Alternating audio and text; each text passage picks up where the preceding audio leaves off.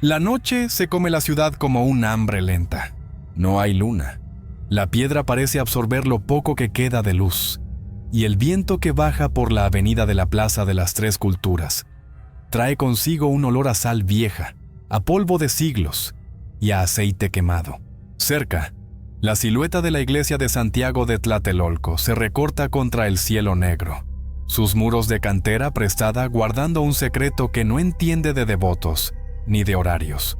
Debajo de esas piedras, dicen, hay un mercado donde la gente no cambia monedas, sino promesas, años de vida, recuerdos robados, la sombra de uno mismo, incluso la vida de otros hombres y mujeres. Es la leyenda de El Zoco de la noche árida. Y si estás a punto de decir que no existen esos lugares, escúchame hasta que termine la noche. No se llega al Zoco como se llega a una tienda. Se llega porque alguien, en su punto más bajo, es encontrado por el rumor. Un mercader empobrecido que no puede pagar el tributo. Una viuda que quiere que el nombre de su amado sea recordado. Un artista cuya obra se queda en pie pero nadie la honra. Un joven que desea venganza. Todos ellos sienten un tirón en el pecho. Una brújula que apunta hacia una puerta olvidada. Un estrecho agujero en la mampostería. O una reja de drenaje que cruje diferente cuando pasa la medianoche. A veces la señal viene envuelta en alcohol y en palabras susurradas en una cantina. Otras, en la forma de una sombra pequeña que camina tras el desdichado, sin que éste lo note, hasta que la sombra se sienta en su hombro y le dice, con voz de caramelos rotos, ¿ven? Esta es la historia del Zoco, pero también es la historia de Tlatelolco misma, de su mercado que fue corazón de comercio mesoamericano, de las piedras tomadas y puestas en otra forma para erigir una iglesia, y de la memoria quebrada de una plaza que, en el siglo XX, fue escenario de otra tragedia. Para entender por qué un pueblo inventaría o prestaría atención a un mercado de la desesperación, hay que caminar muy atrás en el tiempo, atravesar capas de convivencia, forzada entre mundos distintos, y mirar qué queda cuando las voces antiguas son enterradas bajo nuevas voces que dictan qué puede existir y qué debe olvidarse. Imagina la gran plaza de Tlatelolco en sus días de mayor bullicio. No hay tiempo moderno capaz de replicar el conjunto de olores. Maíz tostado, chile asado, pieles curtidas, cacao, copal en humo. Los comerciantes hablaban muchas lenguas. Además del náhuatl, resonaban lenguas de pueblos tributarios, voces de señores regionales, y el murmullo de quienes compraban y vendían alimentos, telas y saberes. Era, para los nahuas, una ciudad hermana de Tenochtitlan, un núcleo donde el trueque y el precio medían no solo bienes, sino también relaciones políticas, rituales y sociales. El mercado era una institución. Allí se reunían los productos del campo, se discutían alianzas y se ejecutaban sanciones. No era un simple intercambio económico. Era un lugar de encuentro entre lo sagrado y lo cotidiano. Cuando los españoles llegaron, esa textura social fue golpeada con fuerza. La conquista no fue solo militar, fue también arquitectónica y simbólica. En el siglo X la construcción de la iglesia en Santiago de Tlatelolco utilizó piedras tomadas de templos previos, y con cada piedra colocada se imprimía un mensaje de reemplazo. Sobre el mismo terreno donde antes se ofrecía copal y se negociaban esclavos y vestiduras, ahora se levantaban altares cristianos. Los patios que habían sido el corazón de un comercio regulado pasaron a compartir su suelo con la liturgia y la administración colonial. Esa superposición de piedras y de significados creó lo que los antropólogos llaman un palimpsesto, un registro donde una escritura se sobreescribe a otra, pero la inscripción anterior nunca desaparece del todo. Ese acto de superposición, tomar piedras, quitar dioses, reorientar plazas, no fue una simple demolición material, fue un golpe a la memoria colectiva. Para muchas comunidades nahuas y mestizas, la pérdida de los altares y la reconfiguración del espacio no solo borró usos antiguos, sino que introdujo una nueva economía del miedo y la precariedad. Algunos vecinos encontraron formas de persistir. Rituales que se disimulaban como festividades cristianas, formas de curandería que se tejían con rezos, pequeños trueques por debajo de la mirada del párroco. Otros, en cambio, perdieron redes de seguridad, la miseria creció en los bordes, y con ella, la necesidad. Porque las leyendas no surgen en el vacío, surgen para explicar lo que la autoridad niega o transforma. Si la Iglesia absorbió piedras y significados, si la nueva economía colonial destruyó la antigua red que sostenía a la gente, ¿qué queda para aquellos que caen fuera de todo sostén? Al principio, las historias que circulaban entre las calles de piedra hablaron de tratos con brujas y curanderos, hablaban de nahuales que cambiaban suerte por servicios oscuros, de relicarios escondidos en las entrañas de la ciudad. Con el tiempo y a medida que la oralidad se mezcla con la ficción, esas voces se personificaron en una figura más abarcadora, un mercado que operaba bajo la plaza, en la oscuridad donde las huellas de ambas épocas se encontraban. Las primeras versiones coloniales del relato, registro de sermones, anotaciones de frailes y las conversaciones que se oían en la plaza, no hablaron de un zoco del diablo, con la teatralidad moderna con la que lo hacemos ahora. Hablaban de lugares peligrosos, de ruinas donde los gentiles hacían sus ritos, y de hombres que han perdido la fe y venden cosas malas. Los cronistas de los siglos XVI y XVIII, escribiendo desde el marco de la ortodoxia católica, catalogaron como pecado muchas prácticas indígenas que no comprendían. Esa catalogación alimentó la fábula. Si algo que fue sagrado antes ahora está proscrito, entonces en algún punto habrá una inversión perversa, un comercio clandestino, donde lo que se intercambia es la vida misma. Pero no podemos simplificar la leyenda como una mera reacción al catolicismo. En la vida cotidiana de los barrios, la necesidad genera imaginación. Un comerciante que perderá todo por una mala cosecha tenía que explicar la ruina. Una madre cuyo hijo moría a causa de enfermedades traía consigo preguntas que la liturgia no siempre respondía. La figura de un mercado subterráneo que acepta pagos en años, recuerdos y virtudes, es exactamente la metáfora que esas gentes necesitaban. Una máquina que transforma deseo en coste, que devuelve al que la usa una forma de justicia inmediata, aunque retorcida. Es un contrato con consecuencias sensibles. No solo la pérdida de un saco de maíz, sino la pérdida del que uno era en el mundo. En la transmutación de la leyenda, aparece también la figura del mercader supremo, un personaje que no es un demonio cornudo, sino un caballero con apariencia de virrey español, vestido con tareas impecables, que pasea por entre los puestos como quien recorre su hacienda. Esa representación es reveladora. Colocar a Lucifer en la piel de un hombre de autoridad habla, sin palabras, sobre dónde se concentró realmente el poder en aquellos siglos, en las figuras que administraban tierras, tributos y justicia. En esa inversión, el diablo replica la forma del conquistador. Se vuelve un simulacro, una crítica escondida de la manera en que la autoridad colonial tomó nombres, tierras y hasta las almas económicas de la población.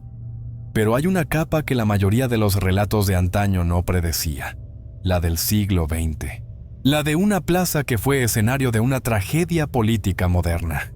La masacre de 1968, con su violencia y su silencio institucional, dejó una cicatriz que reavivó el rumor y la leyenda. La memoria colectiva convirtió esa violencia en otra piedra más en el palimpsesto. No solo había superposición de culturas y religiones, sino también de injusticias históricas.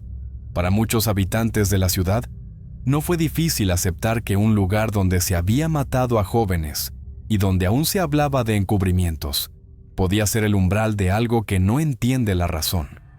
Un mercado de sombras que prospera sobre la mecánica del olvido oficial. Así, la leyenda moderna del zoco de la noche árida se alimenta de tres tragedias: la economía brutal del mercado prehispánico, la apropiación simbólica y material de la colonización, y la traición de un Estado que atacó a sus propios jóvenes. Cada capa hace que el suelo sea más apto para lo terrible. Cada capa añade peso a la idea de que bajo la plaza no hay solo cimientos, sino también voces que nunca fueron escuchadas. Esta es la base sobre la cual opera el mercado, un sitio que no olvida lo que la autoridad borra, un lugar donde la desesperación encuentra una salida inmediata y cruel. En la siguiente parte, nos sumergiremos en las reglas precisas del zoco. ¿Qué se puede comprar? ¿Con qué se paga? ¿Cómo se formaliza un trato? ¿Y quién es realmente el patrón que camina entre los puestos? Pero antes de eso, escucha. En el silencio de la noche, cuando pases por la Plaza de las Tres Culturas, puede que sientas un pequeño tirón en la lengua, como si las piedras pronunciaran un nombre perdido. No lo ignores, no por ahora. Las reglas del zoco. El zoco no es caos, es un mercado con rituales y contratos. Sus reglas son silenciosas pero absolutas, y no se negocian una vez conocen tu nombre. La primera regla es simple, no se llega por casualidad.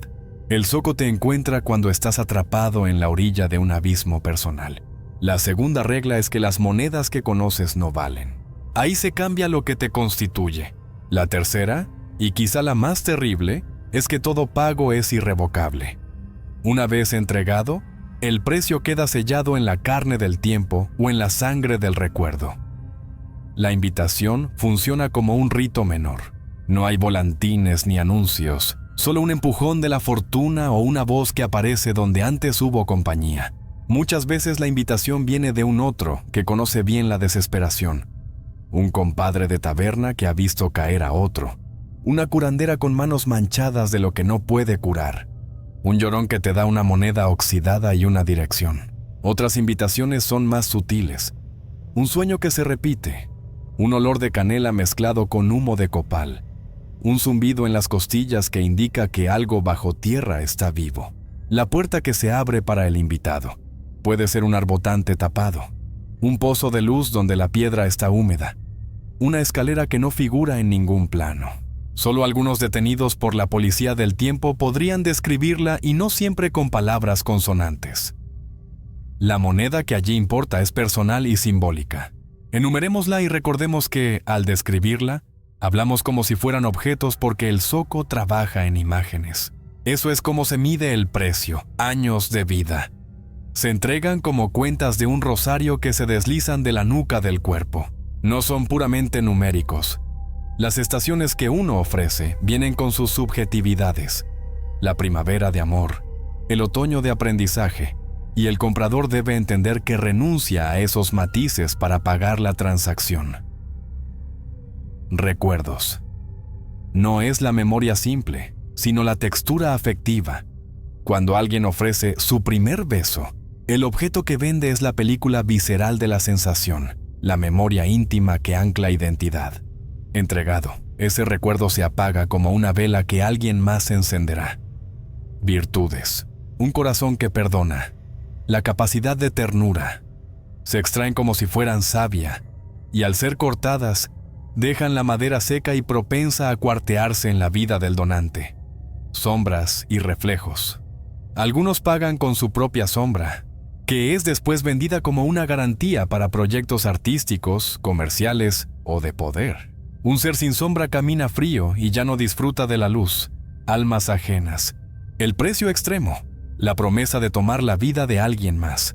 El mercado acepta esto solo en casos de furia pura o desespero, en el que la ética se ha marchitado por completo. El protocolo de pago es coreográfico. Un cliente entra a un puesto cubierto de telas negras. El vendedor, cuya forma puede variar de un nahual en reposo a un soldado español sin ojos, coloca frente al cliente una bandeja de plata donde aparecen, como en un reloj, las figuras del precio. El cliente pronuncia, a veces con voz rota, lo que ofrece. A veces escribe su nombre en una hoja de amate con tinta de carbón. El vendedor valida, y el acto de entregar es siempre corporal. El vendedor acaricia la parte del cuerpo que contiene el precio. La nuca para los años, los ojos para los recuerdos, el pecho para las virtudes. Y cuando la mano se retira, el vacío queda marcado por un frío que retumba. La formalidad del contrato se completa con una palabra que nadie recuerda del todo, una sílaba rota que suena a latín y náhuatl entrelazados. Esta fórmula no solo documenta la entrega, la hace irreversible. De regreso a la superficie, el cliente lleva lo pedido: riqueza, fama, olvido, venganza, lo que sea. Pero algo más queda, una hendidura íntima, una grieta que abre la necesidad de volver, el patrón. Apariencia y poder. El patrón no es un monstruo de pesadilla. Se viste bien.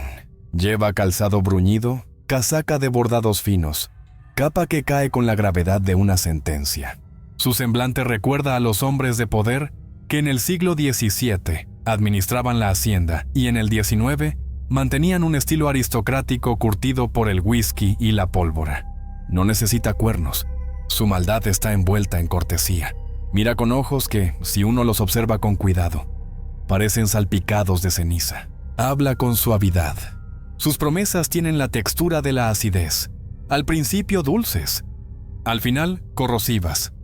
Los vendedores que trabajan bajo su mando son de una variedad terrible. Algunos son nahuales, hombres o mujeres que pueden tomar forma de animal. Un coyote con ojos humanos, una garza que inclina la cabeza como insulto, y saben curvar la suerte según el precio. Otros son conquistadores perdidos, hombres de hierro y polvo que aún sostienen rosarios, pero ya no creen en su Dios. Han perdido la fe y por eso encuentran en la transacción un oficio perpetuo. Hay también sorcerers hollowed out, curanderos que extrajeron tantas virtudes de su propia carne que quedaron huecos y que ahora venden alivio y protección a cambio de retazos de lo que queda de la gente. Cada vendedor es una lección en la economía del precio. Dan lo prometido, pero lo devuelven siempre con una forma que hiere. Los puestos y sus mercaderías. El primer puesto en esta galería subterránea es el relicario de promesas rota. Imagina una vitrina de cristal empañado donde yacen objetos que parecen simples. Una piedra lisa, un candado de latón, un cabujón de vidrio opaco. Cada objeto contiene una intención malévola. La piedra representa la salud quebrada de un enemigo. Alguien la compra, la desliza por las meninas de la casa rival. Y la dolencia comienza como una niebla sutil. Con el tiempo, florece en enfermedad. El candado, si se abre, hace que la persona que lo porta se vuelva prisionera de su propia pasión por una tercera persona. El cabujón contiene la capacidad de borrar la memoria de un hombre. Al pulirlo bajo la lengua, la persona olvida a quien amó. Allí mismo se ofrece un frasco de arena negra que se llama arena de quiebre. Si la espolvoreas sobre los escalones de una casa, los negocios se marchitan. Si la arrojas en un río, produce sequía para quien vive del agua. No hay normas morales para el uso, solo consecuencias. En el atelier de formas robadas, hay un taller húmedo con masas de barro que respiran y bocas que se cierran con un ruido de trompa distante. Aquí, la apariencia se compra y se vende. Una mujer que ya no soporta las burlas por su nariz, adquiere una nueva fisonomía por la que paga con la memoria de su primera infancia. El artífice, una figura con manos de arcilla y voz cascada, amolda la nueva cara mientras coloca la antigua en una pared hecha de máscaras que gimen. Cada máscara es un rostro que fue intercambiado y que ahora está dispuesto en una matriz de dolor. Quien sale con una nueva apariencia descubre con horror que ciertos vínculos se rompen. Amores no reconocen rostros, documentos no aceptan firmas, y las personas cercanas sienten una discontinuidad que parece un desgarro en la realidad. La biblioteca de los futuros es un rincón con mesas largas donde yacen códices hechos de piel delgada. El bibliotecario es un escriba demacrado que no pronuncia preguntas, solo lee líneas de futuros posibles. El cliente puede pagar para ver una línea de su destino, pero la biblioteca cumple de un modo literal. Al saber el futuro, el cliente lo encamina con cada decisión que toma, como si la simple mirada sobre el destino urdiera su tejido. La ironía es cruel. Alguien que compra la certeza de una vida acomodada puede gastar el resto de sus energías asegurando ese resultado, engañando, traicionando, acumulando, y cuando la muerte finalmente llega, no encuentra consuelo, solo un cálculo perfecto que culminó en vacío. La menagerie de los familiars vende criaturas que parecen animales pero no lo son. Un gato sin sombra que responde con promesas cortas. Una tarántula envuelta en ceniza que susurra nombres al oído. Un cuervo con plumas de espejo que roba secretos de otras casas.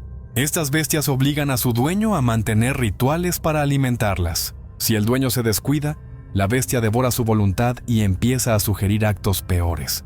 En muchos relatos, las criaturas protegen y al mismo tiempo degüellan la tranquilidad moral de su portador.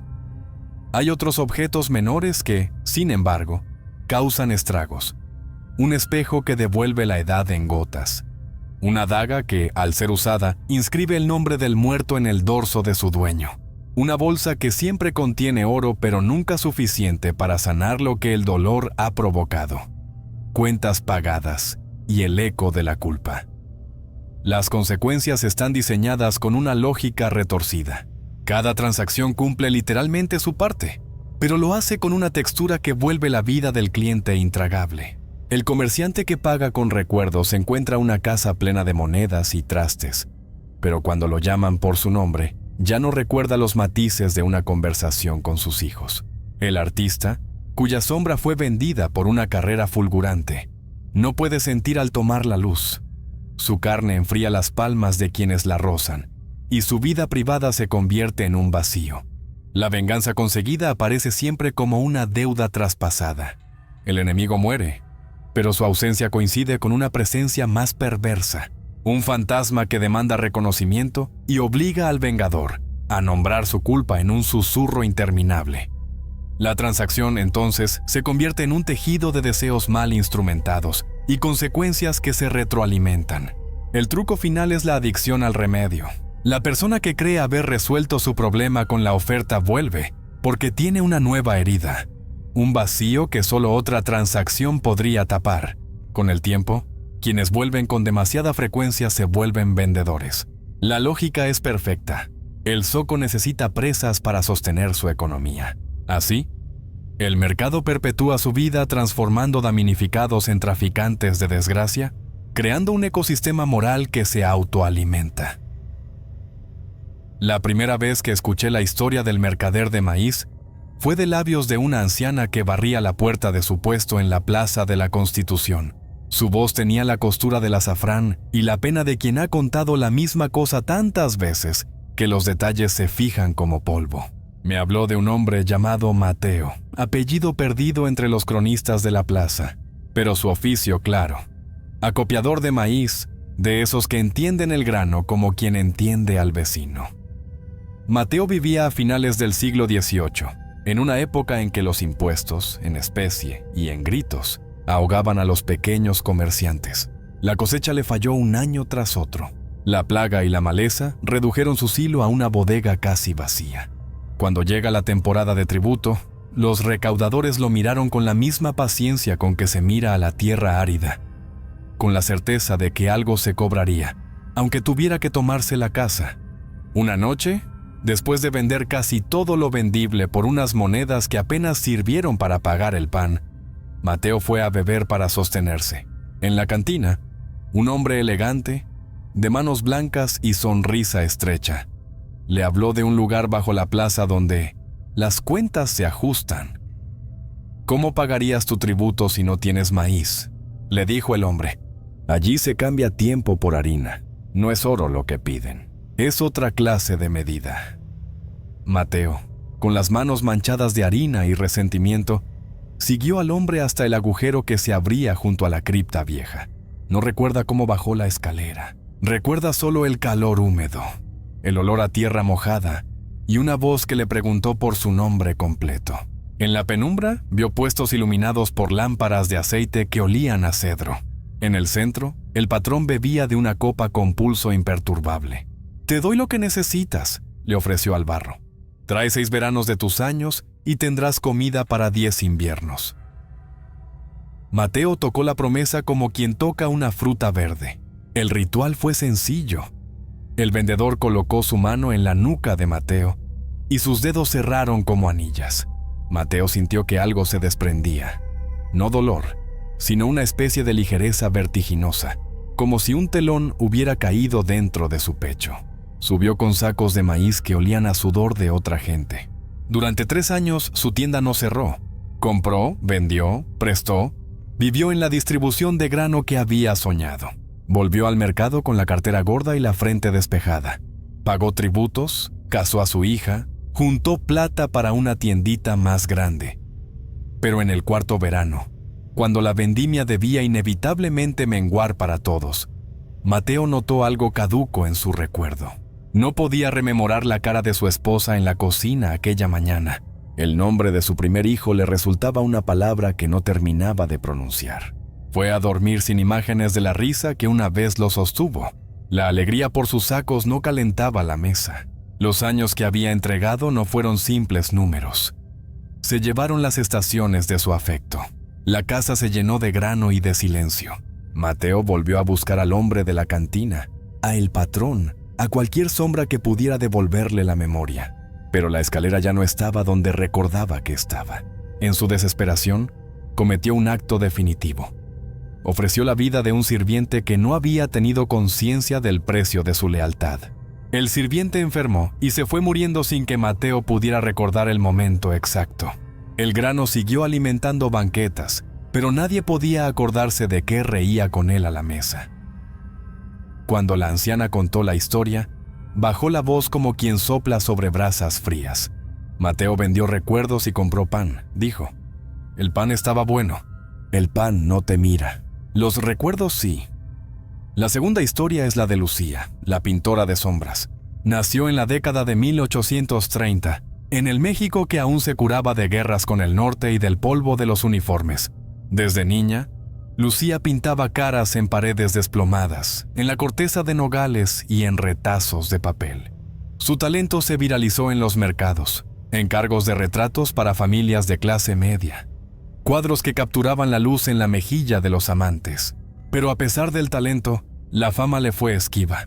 Los salones de la ciudad cerraban puertas a las mujeres. Los mecenas preferían los brochazos de un varón con apellido conocido. Lucía vendía cuadros por poco, vendía bocetos por monedas y dormía con la pintura en el pelo. Una noche, un galerista que había visto su trabajo en la calle le dijo que había oído de una solución. En la raíz de la iglesia, bajo el altar lateral, una apuesta permitiría que su nombre llegara a los salones. Te cambiarán la sombra, le dijeron. Te darán el brillo que pide tu obra. Paga con tu sombra y serás la pintora que todos enmarcan. Lucía, cuyos lienzos eran su carne espiritual, pensó que una sombra no era tanto. La sombra sería reemplazo de las horas de reconocimiento robadas por la ciudad. Aceptó. El ritual fue íntimo. El artífice que le prometió la nueva sombra le enredó una cuerda fina alrededor de los tobillos y la arrastró hacia un espejo que no reflejaba. Allí Lucía vio su contorno deshilacharse como un recorte. Cuando la sombra se fue, una bruma helada la acompañó. A cambio, los salones la aclamaron. Sus cuadros colgaron como coronas. Los críticos escribieron, la gente aplaudió. La fama llegó como un tren, pero la nueva sombra no era ella. Era una sombra manufacturada, una réplica que respondía a la luz con una gama de matices que cautivaba, pero que no reconocía la calidez de sus manos. Lucía comenzó a sentir que la luz la atravesaba sin dejar marca, que al besar a alguien, el beso no imprimía memoria, que la gente admiraba sus cuadros y después olvidaba su nombre al doblar la esquina. La sombra robada la había aislado de la reciprocidad humana. Sus amigos la querían, la ciudad la aplaudía, pero nadie recordaba haber compartido un día con ella.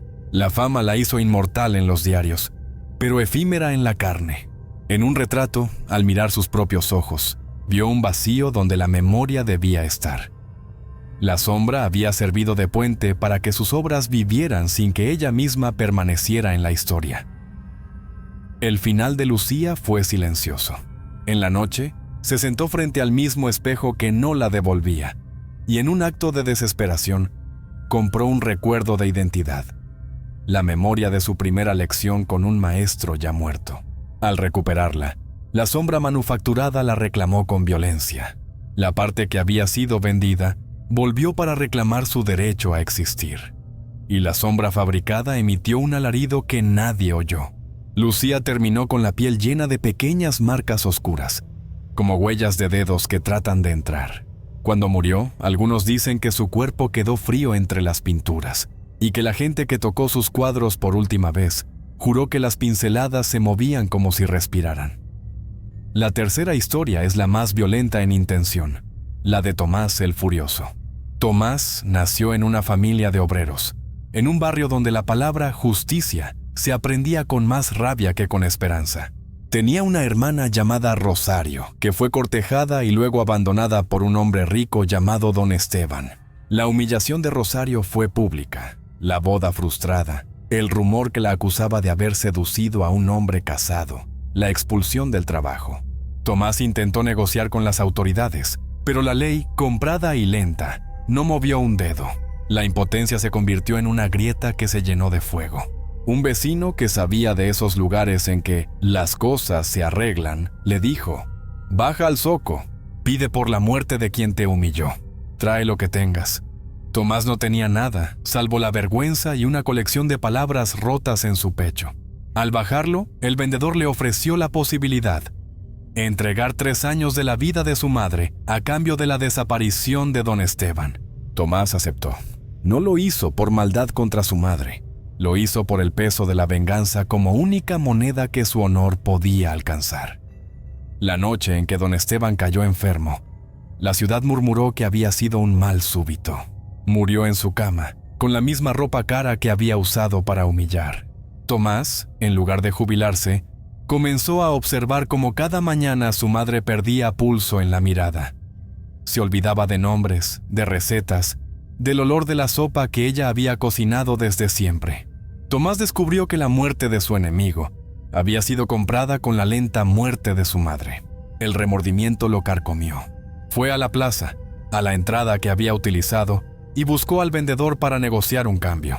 El vendedor, con la calma de quien maneja cuentas antiguas, le dijo que las transacciones con almas ajenas son permanentes y que la única forma de reparar era entregar algo aún más caro: su propia capacidad de querer.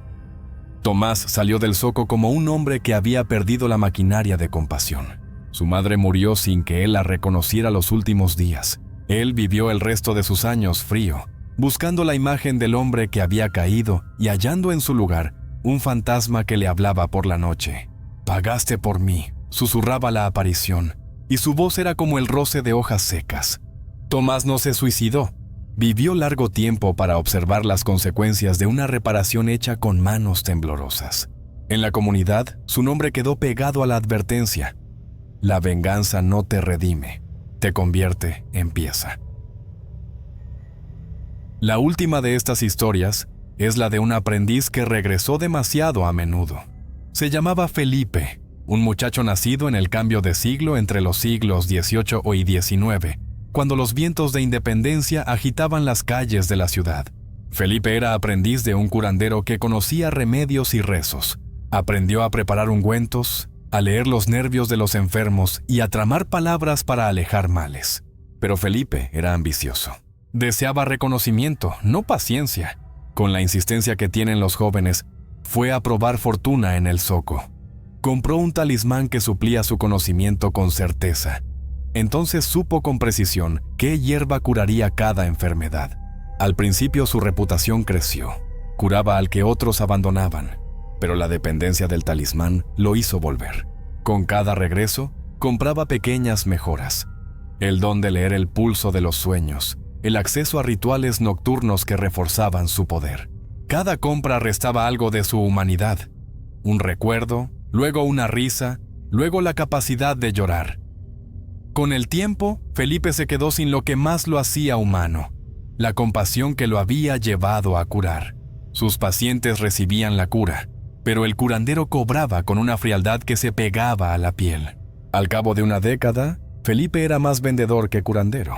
Había aprendido la mecánica del zoco tanto como sus rituales. Sus ojos, antaño vivos, ahora eran vitrinas empañadas. Una noche, el artífice que le había vendido los talismanes le dijo la verdad sin sonrisa: «El mercado necesita manos. Hemos vendido tu alma a cambio de la ciencia de sanar, pero no nos perteneces. Tú te perteneces a la gente que te busca». Felipe miró su reflejo en una lámina de plata y no se reconoció. Había cruzado la línea. La acumulación de remedios le había costado aquello que más valor tenía, y la única salida era convertirse en uno de los que reciben pagos. Así fue como Felipe terminó agarrando un puesto pequeño en el pasillo que conecta 2 bóvedas. Vendía pociones para la memoria que habían sido hechas con las sobras de lo que él mismo había perdido. La ley del zoco se cumplía con la precisión temporal de quien anota cuentas antiguas. La presa se convierte en el cazador, el necesitador en el proveedor. La ciudad arriba continuó su comercio. En el subsuelo, se tejió una economía moral que alimentaba la curiosidad y el espanto. Estas 4 historias muestran la diversidad de motivaciones que llevan a un alma a bajar las escaleras. No todos eran villanos absolutos. Muchos eran gente reconocible: padres, amantes, artistas, alumnos. Cada uno creyó, con suave demencia, que un único intercambio podría reparar una falla de la vida. Cada uno cayó en la trampa básica del zoco: recibir la cura en forma de objeto o favor sin medir el costo invisible. En la siguiente parte nos ocuparemos de la ecología social del mercado. ¿Quiénes lo visitan? ¿Cómo se reparten los papeles según género y clase? ¿Y cómo la leyenda ha servido tanto para estigmatizar a los más débiles como para dar voz a quienes viven fuera de la ley formal? Pero antes, escucha las voces de la plaza. Si algún día oyes que alguien habla con su sombra, no te rías. Podría estar haciendo cuentas con algo que ya no puede devolver. La ecología social del zoco. En el subsuelo del zoco, como en cualquier mercado, hay oficios y jerarquías. No es un lugar donde todo el mundo pueda vender lo mismo ni comprar cualquier cosa. Su tráfico está reglamentado por códigos no escritos que reflejan, en espejo deformado, las divisiones del mundo de arriba. Allí convergen rostros de distintos siglos. Comerciantes indígenas que traen todavía el conocimiento del trueque. Criollos desarraigados que guardan libros de contabilidad. Mestizos que mezclan rezos y curas. Mujeres que, en la superficie, tejían redes de apoyo doméstico y que, en la penumbra, buscan atajos imposibles. Jóvenes sin pan que intercambian su porvenir por un golpe de suerte. Y, ya desde el siglo XVIII en adelante, soldados que han olvidado la fe y la patrulla, convertidos ahora en recaudadores de deuda espiritual. La clase es una brújula para las decisiones que se toman. Los pobres suelen ir por soluciones inmediatas: un préstamo de salud, la muerte de un enemigo, una bolsa de monedas que les permita comer en paz. Los relativamente acomodados, cuando se vuelcan al zoco, lo hacen para mantener estatus, conseguir un heredero, asegurar alianzas matrimoniales, borrar una vergüenza. Los criollos con poder económico buscan, a veces, la inmortalidad de su nombre o la conservación de su linaje por vías que la iglesia oficial no garantizaría. Pero no hay exclusividad. La desesperación no discrimina. Lo que cambia es la moneda y la negociación. Quien tiene acceso al poder arriba intenta corromper o comprar atajos abajo. Quien no tiene nada padece la lógica del trueque brutal. El género modela el trato y el precio. Las mujeres, históricamente, participan como vendedoras y compradoras, pero su acceso a ciertas mercancías es distinto. Muchas acuden al zoco para reclamar el nombre de un hijo, para asegurar una dote, para encontrar un marido que no las abandone. Sus compras suelen implicar darle continuidad a la familia, pero al costo de su identidad íntima, recuerdos de maternidad, calor emocional o la propia sombra. Para los hombres, la tentación de la venganza o del honor expedito suele ser más frecuente, y por ello arriesgan vidas ajenas o años de su propia vida para sostener una reputación frágil. Los curanderos y las mujeres sabias en este ecosistema actúan como intermediarias informales, conocen el mercado por su doble condición, sanan con remedios y, a veces, recomiendan al zoco a quienes han agotado todas las alternativas. La dinámica colonial y poscolonial imprime su marca en el trato. Durante los siglos XVIII y XIX, con las reformas borbónicas, las fluctuaciones monetarias y los cambios políticos, muchos comerciantes se vieron desposeídos por impuestos, contrabando y violencia. En esas rupturas económicas, el zoco aparece como respuesta figurada, una manera de afirmar que todo tiene precio y que ese precio puede ser pagado sin testigos oficiales. Al mismo tiempo, la leyenda es usada por las élites para explicar la corrupción de los pobres. Si alguien se arruina y se cuenta que bajó al zoco, se convierte en chivo expiatorio moral para justificar su caída. Así, la historia del zoco funciona tanto como consuelo para los expulsados como acusación para los acusadores. En las prácticas de género y clase, el zoco reproduce lo peor y lo más ingenioso de la experiencia humana. la creatividad para sobrevivir y la crueldad para justificarla. No es extraño que algunas historias narren acuerdos donde mujeres intercambian su voz por la seguridad de sus hijos, o donde obreros venden la memoria de una huelga para que la policía deje de preguntar. Estos relatos apuntan a una verdad que la historia oficial a menudo soslaya, que las economías formales y las informales se interpenetran, y que la violencia estructural tiene su traducción en deseos nocturnos que piden soluciones rápidas. Resonancias teológicas y culturales. El zoco se nutre de un cruce simbólico entre cosmovisiones. No es solamente un lugar de trato con un demonio cristiano. Es la síntesis de metáforas nahuas y del imaginario católico impuesto por los frailes. En la cosmovisión náhuatl, el mundo está lleno de fuerzas que se intercambian. El pulque que da valor, la palabra que sostiene alianzas, el recuerdo que mantiene a la comunidad. La idea de que algo puede extraerse de una persona, ya sea el nahual, la fuerza vital o el teoteotli, no es ajena a esas tradiciones. El zoco toma esa lógica y la ensambla con la figura cristiana del pacto con el diablo, produciendo un híbrido donde las antiguas prácticas de intercambio espiritual se vuelven explícitamente perversas según los parámetros coloniales. La representación del patrón como un caballero con ropajes virreinales es una pieza de esa síntesis. Al vestir al mal con la ropa del poder legítimo, la leyenda señala que el verdadero enemigo a menudo se camufla en las formas del gobierno y la autoridad. Es una metáfora histórica. El poder colonizador negocia alianzas, extrae tributos y define lo que cuenta como legal. Que el diablo adopte esa forma no es casual. Es una crítica a quien administra economía y castigo en nombre de la ley. Además, la visión de Lucifer como mercader recuerda los relatos barrocos donde el demonio es ingenioso, culto y ritualista. No es sinónimo de bruto, sino de astucia. Los ritos que rodean la entrega, la pronunciación de una sílaba que suena a latín y náhuatl entrelazados, la bandeja de plata, la colocación de la mano en la nuca, muestran la fusión ritual que caracteriza al sincretismo religioso. La mezcla de lenguajes y símbolos es una forma de dar autoridad al acto. Si la palabra suena a oración y a conjuro, su eficacia se multiplica. En términos culturales, esa hibridación revela cómo las comunidades colonizadas nunca se limitaron a aceptar de forma acrítica el nuevo orden. Lo resignificaron, lo incorporaron y en el proceso crearon mitos que hablan de la continuidad de lo sagrado aunque cambien los altares. Las prácticas de contrabando espiritual, el trueque de sombras, recuerdos y años, pueden leerse también como un comentario sobre la modernidad temprana, la mercantilización creciente de la vida humana. En los siglos XVIII y XIX comienza a formalizarse una economía que reduce relaciones a contratos, propiedades y capital. El zoco lleva esa lógica a su extremo moral. ¿Qué pasa si todo, incluso la memoria y el afecto, tiene precio?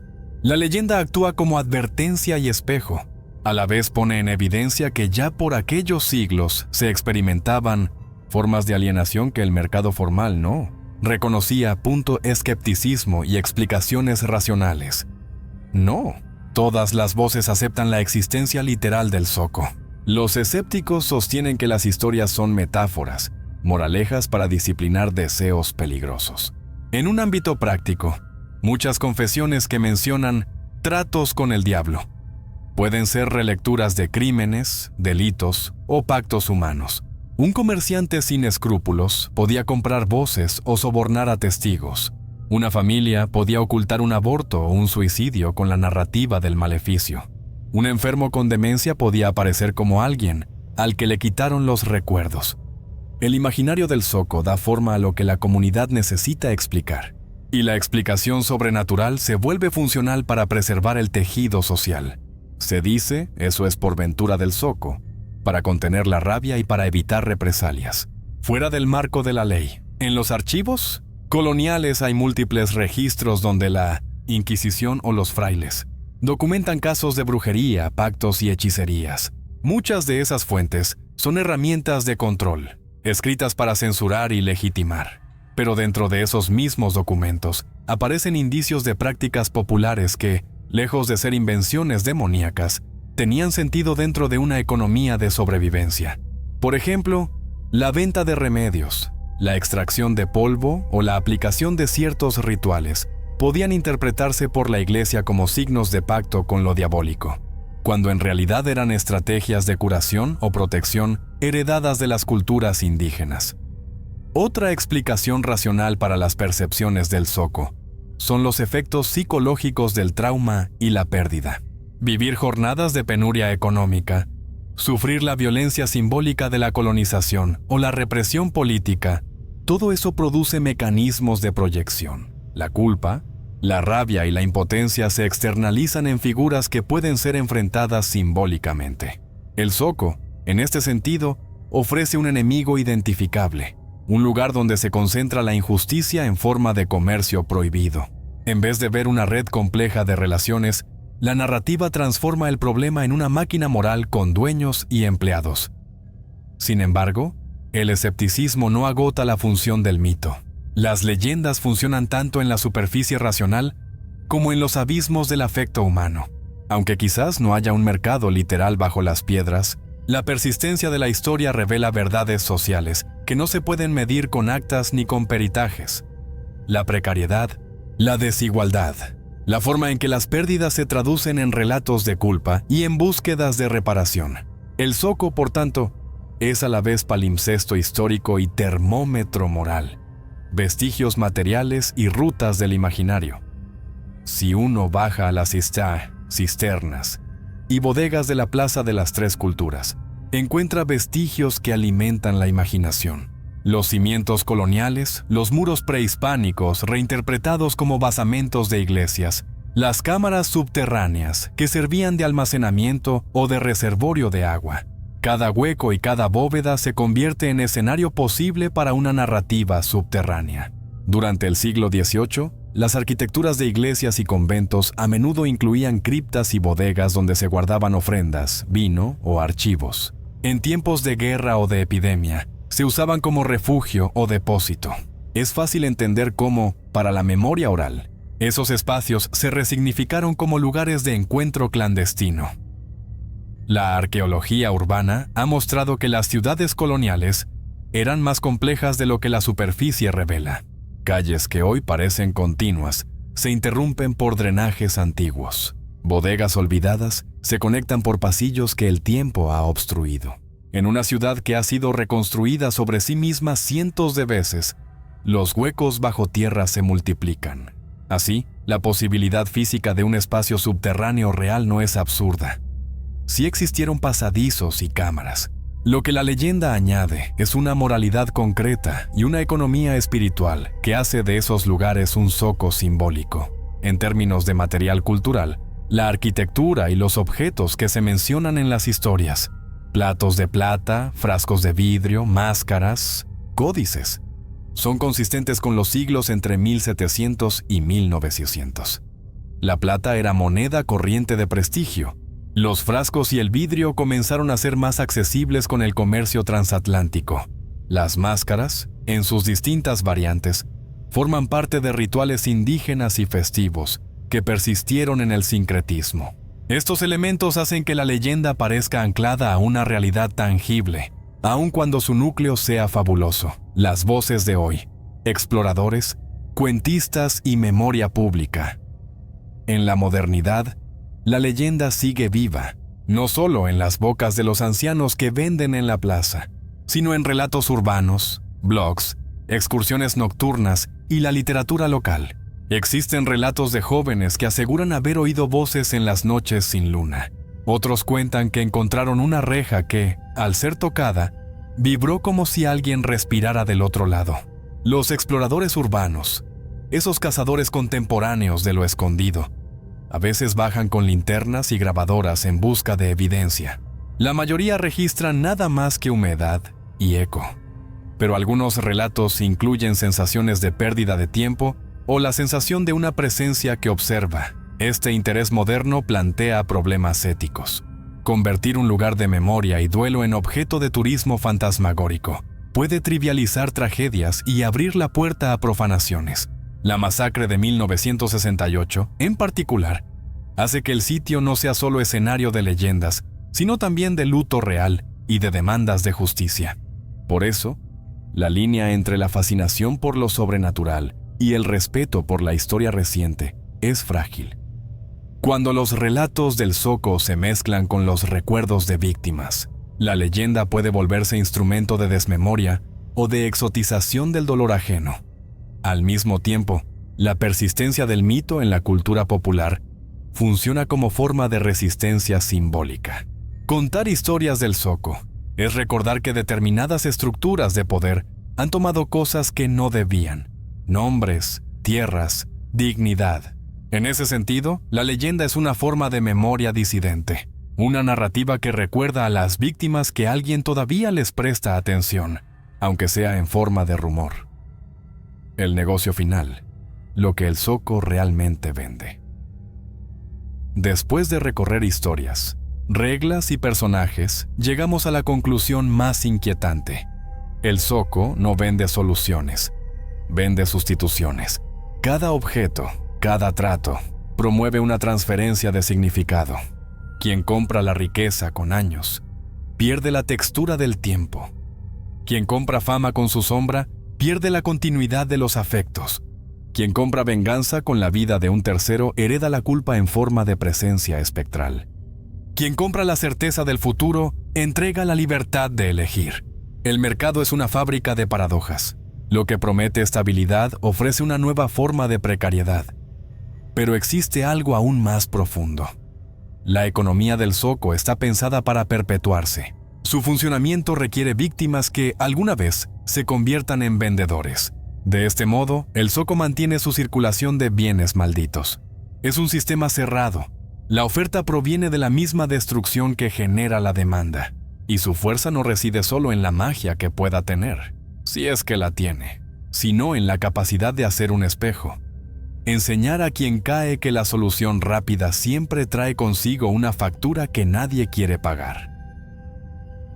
Al acercarnos al cierre de este relato, volvemos a la imagen que abrió la historia. La noche sin luna, la iglesia con sus piedras prestadas, la brisa que atraviesa la plaza. En ese aire, quizás se mezclan los murmullos de los vendedores, palabras en náhuatl y en castellano, en latín y en argot. Es un murmullo que pregunta por nuestra propia capacidad de pagar con lo que somos. ¿Qué estarías dispuesto a ofrecer tú si la puerta se abriera y la voz en tu hombro te dijera ven? El lector se imagina pagaría con años, con memoria, con la sombra de su hijo.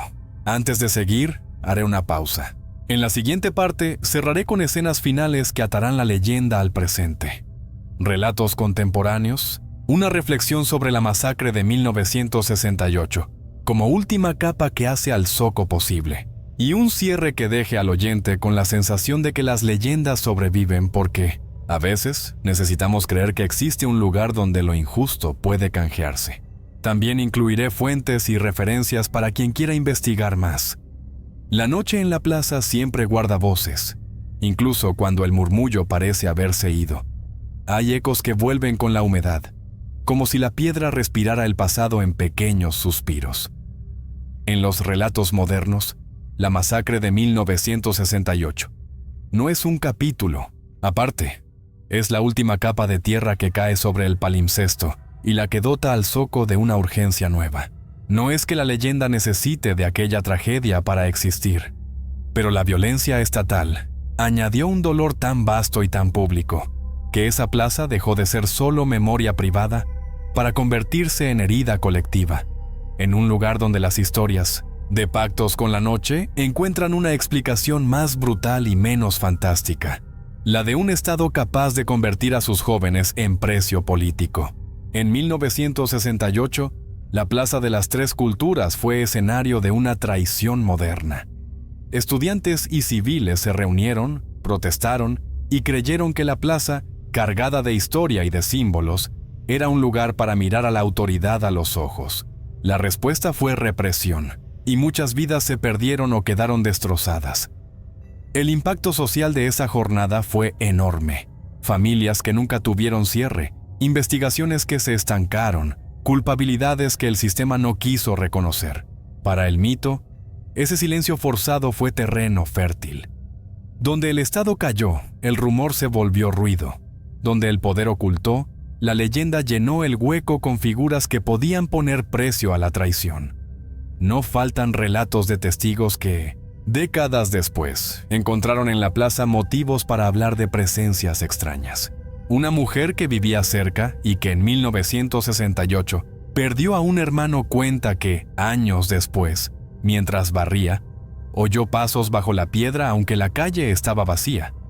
Otro relato menciona a chicos que jugaban a las escondidas y que se toparon con un olor a ceniza y a pan quemado que nadie pudo explicar. Los relatos no requieren que creas en demonios. Requieren que creas en la persistencia del pasado. Cuando un lugar soporta violencia sin reparación, la memoria colectiva inventa figuras que confrontan esa inmovilidad. Serán vendedores de recuerdos, guardianes de deudas o el propio diablo con traje de virrey. Los escritores y cineastas encontraron en Tlatelolco una matriz poderosa. Desde la crónica social hasta el cuento popular, la plaza se vuelve escenario de miserias, traiciones y redenciones fallidas. La leyenda del Zoco aparece en relatos que mezclan la historia con la invención. Un autor escribe un cuento sobre un hombre que devuelve su fama robando el nombre de otros. Una película retrata a un veterano que cree haber comprado la paz de su conciencia en un sótano y que luego descubre que esa paz tiene precio. Estos trabajos, aunque a veces sensacionalistas, ayudan a sacar la leyenda del ámbito folclórico para hacerlo parte de la cultura urbana contemporánea. La memoria pública ha tratado a Tlatelolco con ambivalencia. Por un lado, el recinto es patrimonio y las autoridades han intentado convertirlo en sitio de enseñanza. Por otro, la narración oficial y la memoria popular no siempre coinciden. Los museos y las placas conmemorativas insisten en una versión documentada de lo ocurrido, pero la vida de abajo, la de los rumores y las historias, persiste en las bocas de los vecinos. Esa persistencia es una forma de resistencia. La gente se rehúsa a que su experiencia sea únicamente la versión embotellada por la burocracia. En ese contexto, la leyenda del Zoco funciona como un contrarrelato. Recuerda que la violencia no es solo estadística, tiene efectos que se traducen en historias que no caben en expedientes. Hay, además, una realidad tangible que conecta con la fabulosa idea del mercado subterráneo, la existencia de bóvedas, almacenes y criptas bajo la plaza.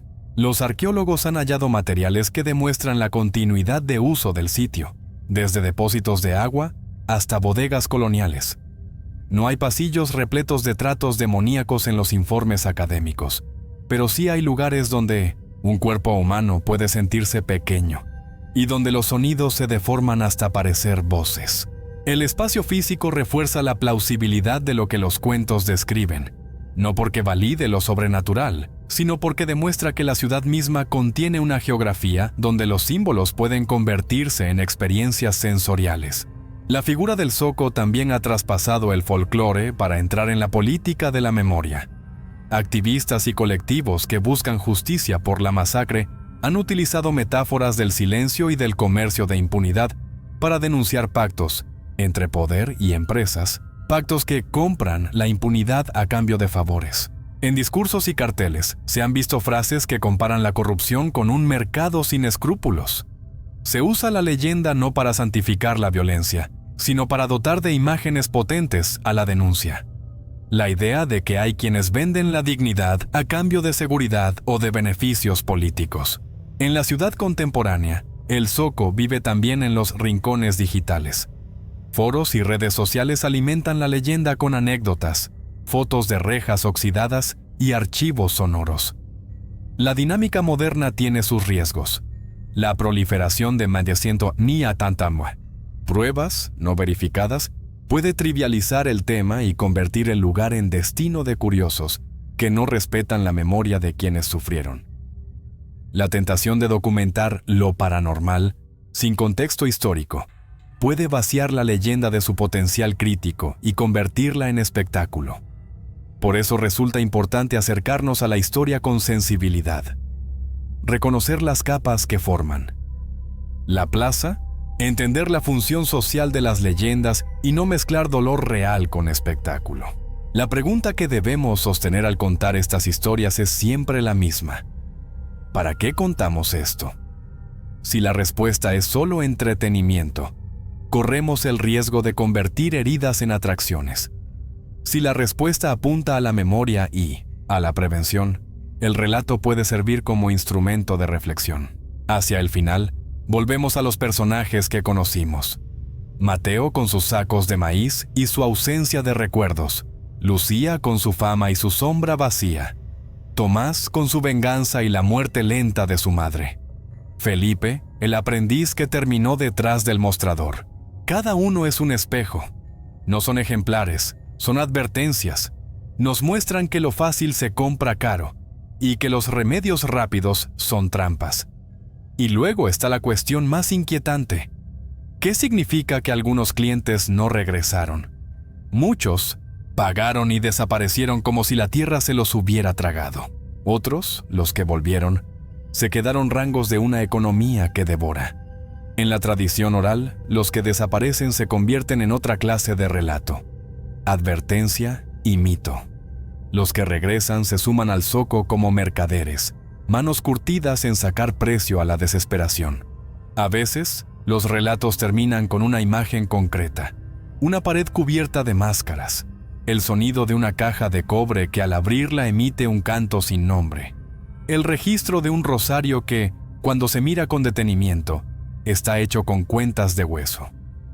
Otras veces, la historia cierra con una pregunta: ¿qué dejarías ir?